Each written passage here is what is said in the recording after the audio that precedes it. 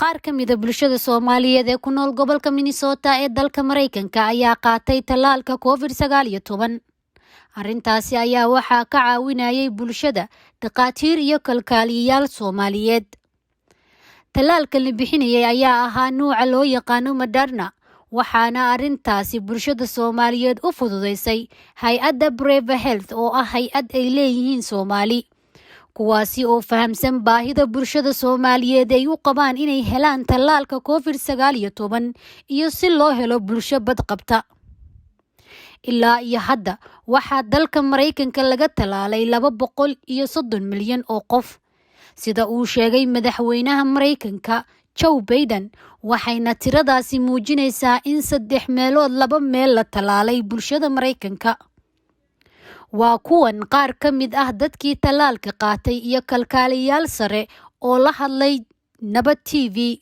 magacaygu waxa weeyaan Cumar Suldaan, waxaan ahay shaqaalaha ka howlgala Brave Clinic. maanta waxaan bixinaynaa tallaalkii COVID-19 nuuciisa Moderna. waxa weeyaan waa wiigii labaad ee aan tallaalka halkan ku bixino. runtii dad fara badan oo isugu jira jinsiyada badan oo cid walba ay ka yimiday halkan oo ka qayb qaatay. insha Allah waxaan rajaynaynaa inay dadku fahmaan faa'iidada tallaalka, maadaama xanuunka COVID-19 oo yahay xanuun dilaaya oo bulshada dhibaato badan u keenay oo dad badan ay ku dhinteen. waxa weeye fursad wanaagsan inay dadku yimaadaan oo ay tallaalkan ka faa'iideystaan oo ay fahmaan faa'iidada tallaalka, waayo xanuunkani dawo male. waxa uu leeyahay waxa weeyaan uu lagaga hortagi karaa waxa weeye waa tallaalkaas. Bismillahirrahmanirrahim. magacaygu waa Caasha Diiriye Xasan. waa wiigii labaad aan ka tallaalayno Brave Health.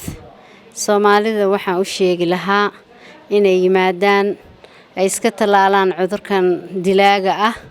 alxamdulillaah ka hortagu leeyahay malaha dawo malaha cudurkan. marka waxaan u sheegayaa tallaalku waa free.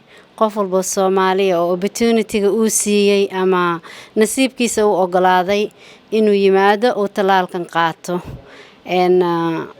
Soomaalida degan Minnesota waxaan u sheegi lahaa inay yimaadaan Brave Health si ay u wada qaataan tallaalka. Assalaamu calaykum waraxmatullaahi wabarakaatu. deeqa leedahay tallaalka waxaan qaatay Moderna. it's good in la qaato tallaalka difaaca community-geena wuu u baahan yahay. also the more aan qaadano tallaalka the free aan noqonayno oo aan normal community-gu u noqonayo. waxaa fiican inaan hooyooyinka iyo caruurta oo 18 ka weyn iyo 16 ka aan keeno meelaha lagu qaadanayo tallaalada. marka waa ku wacyigelinayaa community-geena inay keenaan, especially meeshan oo kaleeto dad Soomaaliya jooga, dhaqaatiir Soomaaliya jooga. easy waaye, ballan looma baahna. waa imaan kartaan sabtiyada iyo waa la idin soo dhaweynaya, gacmo furnaan la idinku soo dhaweynaya. marka waa ku waanin lahaa hooyooyinka, ani hooyaan ahay, marka hooyooyinka waa ku waanin lahaa. magacayga waa Siraaji Cali oo maanta halkan waxaan u imaaday inaan tallaalka qaato. marka ummadda Soomaaliyeed waxaan u baaqayaa tallaalka badbaado weeye. badbaadada marka waxa qof walba muhiim u tahay oo ka hortag weeye. marka hala yimaado hala qaato. anaga maanta halkan u imaanay inaan qaadano, waana qaadanaynaa. waana mid ugu horeysa, waa tallaalkii ugu horeeyay waaye. marka ka dambe insha Allah inuu soo noqdo rajaynaya insha Allah. magacayga waxaa la yiraahdaa Cabdishakuur Bashiir. maanta waxaan halkan u joogaa inaan qaato tallaalka anigoo ugu talagalay inaan mataqaanaa ka hortag sameeyo intaan cudurka iman bulshada kalena uga badbaadiyo. marka waxaan ku boorin lahaa ummadda Soomaaliyeed iyo Soomaalida oo dhan inay qaataan tallaalka. aanay mataqaanaa khuraafaadka iyo waxyaabaha shakiga abuuraya aysan mataqaanaa u dhaganugulaanin oo ay ka hortagaan cudurka si wadajir ah oo dadka ay wada qaybsadaan dadaalka loogu jiro baabi'inta cudurka COVID-19. magacaygu waa Rashaad Gaboose. tallaalka hadda baan galay daqiiqado ka hor, marka wax wali ma dareemin side effects iyo waxaasa. waa caadi dadka qaataan. qayna dadka oo dhan inay qaataan waayo waxaan ay naga badbaadin kara cudurka hadda jira.